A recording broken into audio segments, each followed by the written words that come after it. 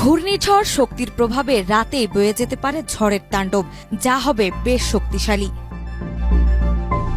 ঢাকাসহ দেশের ১৩টি জেলার ওপর দিয়ে ঘণ্টায় ৬০ থেকে ৮০ কিলোমিটার বেগে ঝোড়ো হাওয়া সহ বৃষ্টি অথবা বজ্রসহ বৃষ্টিপাতের আশঙ্কা রয়েছে। এজন্য এসব অঞ্চলের নদীবন্দরগুলোকে ২ নম্বর সতর্ক সংকেত দেখাতে বলা হয়েছে।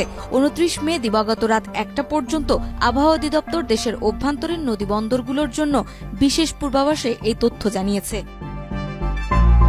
আবহাওয়া অধিদপ্তর জানায়, ঢাকা, পাবনা, ফরিদপুর, মাদারীপুর, যশোর, কুষ্টিয়া, খুলনা, বরিশাল, পটুয়াখালী, নোয়াখালী, কুমিল্লা, চট্টগ্রাম এবং কক্সবাজার অঞ্চলের উপর দিয়ে দক্ষিণ অথবা দক্ষিণ পূর্ব দিক থেকে ঘণ্টায় ৬০ থেকে ৮০ কিলোমিটার বেগে বৃষ্টি অথবা বজ্রসহ বৃষ্টি ঝোড়ো হাওয়া বয়ে যেতে পারে। এলএমই সার্টিফাইড বিশ্বসেরা কপারে তৈরি ওয়ালটন কেবলস, যা আপনার স্থাপনাকে রাখবে সব সময় নিরাপদ।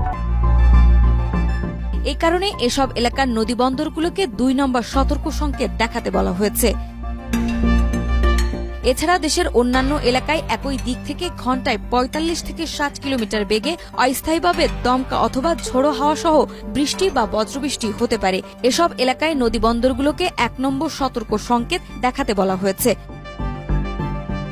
আবহাওয়া অধিদপ্তর ঝুঁকিপূর্ণ এলাকাগুলোর নদীপথে চলাচলরত নৌযান এবং সাধারণ জনগণকে সতর্ক থাকার আহ্বান জানিয়েছে।